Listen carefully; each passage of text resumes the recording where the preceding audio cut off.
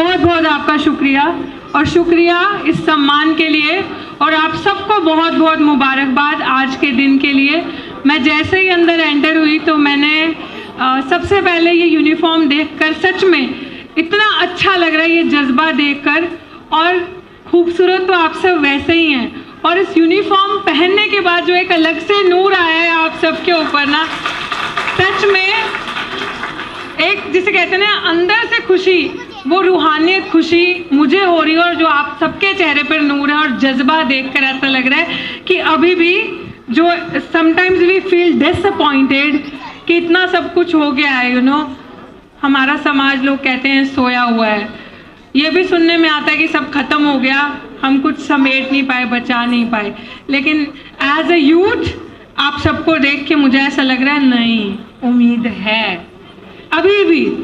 ये जज्बा देखकर कुछ ऐसा नहीं है कि हम नहीं कर सकते, और बहुत कुछ अभी हमारे अंदर जो जज्बा बचा है इससे आई थिंक हम बहुत लंबी लड़ाई अभी लड़ सकते हैं। और जो लुटेरों ने हमारे अधिकार, हमारी चीज़ें, हमारे संसाधन छीने हैं,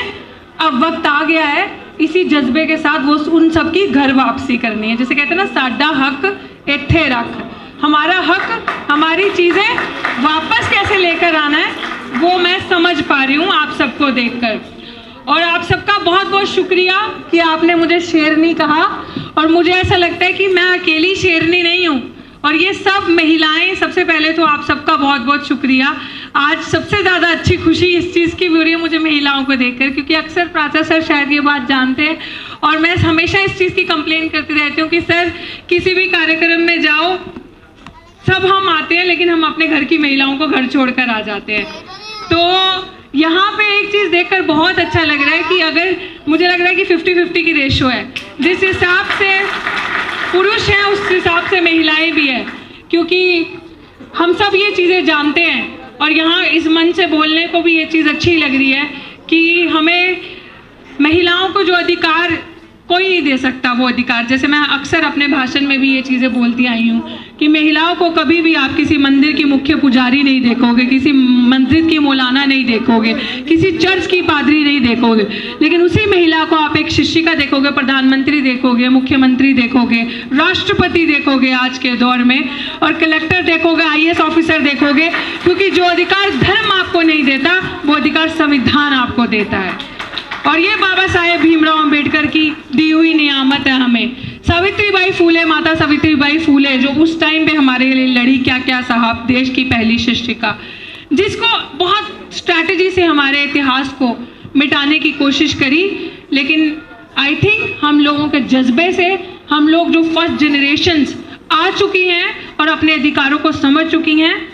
और हम लोग अब बहुत हो गया खिलवाड़ हमारे साथ। आई थिंक आज आपके इस मंच से भी हमें ये संकल्प लेके जाना चाहिए कि जो मार पड़ चुकी है और जो हो चुका है अब बस, क्योंकि मैं आप सबको बस अपने केस से, जो भी मुझे सुनते हैं और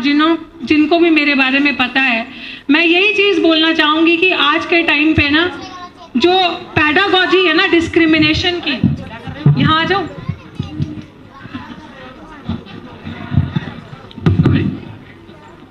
जो पैडागॉजी है डिस्क्रिमिनेशन की, छुआछूत की, भेदभाव की ना, वो बदल चुकी है। लोग आपको कहेंगे अब कहाँ भेदभाव होता है आपके साथ, अब कहाँ डिस्क्रिमिनेशन होता है, अब ये सारी चीज़ें बदल चुकी हैं, ये आपके साथ नहीं होती। हम भी कहते नहीं होती, क्यों नहीं होती? क्योंकि आप लोगों को पता है सामने से आपके साथ भेदभाव करेंगे तो लॉज हैं, रगड़ दिए जाओगे, SC/ST एक्ट है,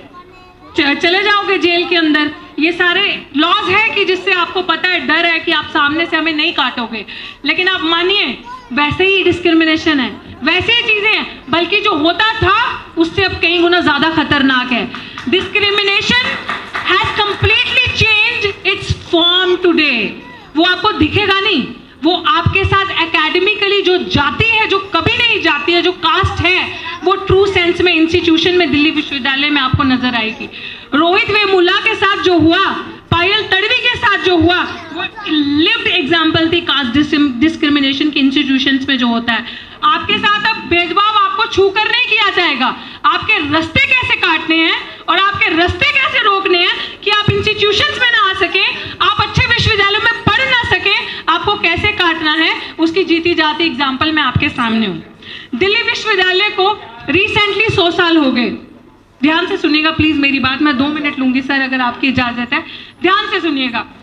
100 साल हो गए अभी रिसेंटली 2 महीने पहले दिल्ली विश्वविद्यालय को बने हुए। और मैं बाहर की बात नहीं कर रही, हर छोटे छोटे विश्वविद्यालय में ये होता होगा, क्योंकि आपके रास्ते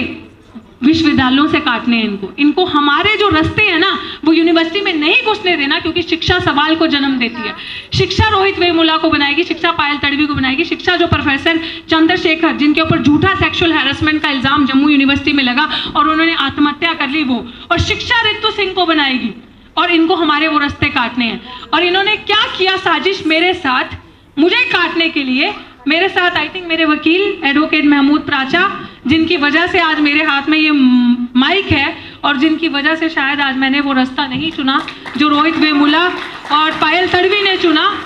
मेरी मानसिक हालत भी बहुत खराब हो चुकी थी, मेंटल कैपेसिटी खत्म हो चुकी थी, जबकि मैं बहुत बोल्ड हूँ, मैं बहुत बोल्ड हूँ और मेरे अंदर बहुत हिम्मत है लड़ने की। लेकिन मेरा रास्ता काटने के लिए मेरे अगेंस्ट फर्जी डॉक्यूमेंट बनाए, फर्जी चीजें बनाई। मैं इस चीजों पे ज्यादा नहीं बोलूंगी, सर इस चीज पे एक्सप्लेन करेंगे। लेकिन मैं आपको एक बताती हूँ कि पूरा दिल्ली विश्वविद्यालय में एक झूठा प्लान इस तरीके से षड्यंत्र मेरे साथ रचा, और उस षड्यंत्र से रचने के लिए मुझे दिल्ली विश्वविद्यालय से टर्मिनेट किया गया as a post assistant professor की पोस्ट से 2 साल पहले कोरोना काल में 2020 अगस्त में। लेकिन आप सोचिए कि पहला केस एक ऐसा होगा 100 साल के इतिहास में जिसके ऊपर दिल्ली विश्वविद्यालय की जो प्रधानाचार्य जो प्रिंसिपल हैं दिल्ली विश्वविद्यालय में, दौलत राम कॉलेज की प्रिंसिपल पे, मनुवादी प्रिंसिपल पे एफआईआर हुई SC/ST एक्ट के अंदर इस शख्सियत की वजह से, SC/ST एक्ट में। और ना कि सिर्फ प्रिंसिपल पे, दिल्ली यूनिवर्सिटी के रजिस्ट्रार पे भी SC/ST एक्ट में मुकदमा दर्ज हुआ। और मुकदमा दर्ज ही नहीं, अभी ये सिचुएशन आ चुकी है कि उनके ऊपर चार्जशीट भी दर्ज हो गई 17 सितंबर को। लेकिन सिर्फ जाति जो कभी नहीं जाती कि वो अपर कास्ट जाति से हैं, मनुवादी हैं, संघ के साथ रिश्ते हैं, तो वहीं हमारे दिल्ली यूनिवर्सिटी का एक प्रोफेसर जो एक लाइन लिख देता है उसको आप उठा के प्रोफेसर रतनलाल को उसी समय जेल में डाल देते हैं। और वहीं आप निर्देश सिंह अगर यहाँ पे है तो मुझे नहीं पता, अगर वो प्रश्न करती हैं, सही सवाल करती हैं, सवाल उठाती हैं, तो आप उन पे FIR कर देते हो। समाज की बच्चियों पे बहुत आसान है, दलित आदिवासियों के बच्चियों के कैरेक्टर पे खेलना और उनको इस तरीके से निछावर करना उनकी इज्जत को। बट ये एक ऐसी मिसाल केस बना है कि मैं आप सबसे, मेरी समाज से तो वैसे तो मेरा हक बनता है अपने समाज से अपील करना, लेकिन मैं रिक्वेस्ट करती हूँ आपसे, मेरे समाज से, कि कुछ भी ऐसा कीजिए। 28 तारीख को एक हम प्रोटेस्ट करने जा रहे हैं दिल्ली विश्वविद्यालय में, जो मैंने प्रोटेस्ट कॉल नहीं किया, समाज के कुछ इस तरीके से जो चिंतक है, समाज के सामाजिक जो लोग हैं बड़े, उन्होंने कहा है कि हम दिल्ली विश्वविद्यालय के बाहर प्रोटेस्ट करेंगे 28 तारीख को सुबह, और हम मांग करेंगे, इमीडिएट मांग, suspend that professor doctor Savita Roy principal जो है, सस्पेंड किया जाए, इमीडिएट टर्मिनेट किया जाए उन्हें, और अरेस्ट किया जाए, और अरेस्ट किया जाए, सस्पेंड किया जाए दिल्ली यूनिवर्सिटी के रजिस्ट्रार को, क्योंकि दोनों इस साजिश में शामिल थे। और मैं आप सबसे ये रिक्वेस्ट करती हूँ कि प्लीज इस लड़ाई को मेरा साथ दें, क्योंकि जब जीते जी समाज की एक बच्ची आपसे कह रही है कि मैं जातिगत भेदभाव का शिकार हूँ,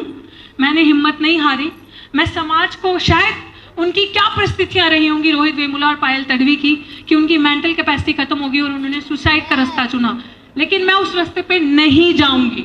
मैं चाहती हूँ कि समाज के किसी भी इंसान के साथ, किसी भी बच्ची बहन के साथ अगर कुछ ऐसा हो तो वो सबसे पहली कॉल डॉक्टर रितु को लगाए, और चाहे वो दिन हो, चाहे वो रात हो, चाहे वो कोई भी वक्त हो, उजाला हो, अंधेरा हो, सबसे पहले आप इस जीती जागती लड़की की मिसाल ले लें। आप खड़ा पाएंगे मुझे आपके साथ, चाहे वो लीगल हेल्प चाहिए होगी, आपको किसी भी चीज की मदद चाहिए होगी, मैं आप सबके साथ खड़ी रहूंगी। क्योंकि अब हम अपने प्राणों की आहुति नहीं देंगे, अपने बल से और अपनी हिम्मत से इनको जेल का रास्ता दिखाएंगे और इनको सलाखों के पीछे पहुंचाएंगे।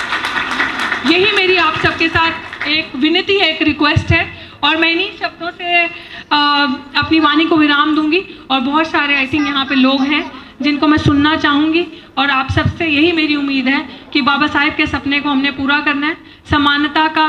अभी दिवस भी हमने मनाया है, इक्वालिटी की लड़ाई हम अकेले नहीं लड़ सकते, और अब वो टाइम आ चुका है, या तो घर बैठ के सड़कर मरे या बाहर निकले और लड़कर मरे, और याद उसे ही रखा जाएगा जो लड़ेगा।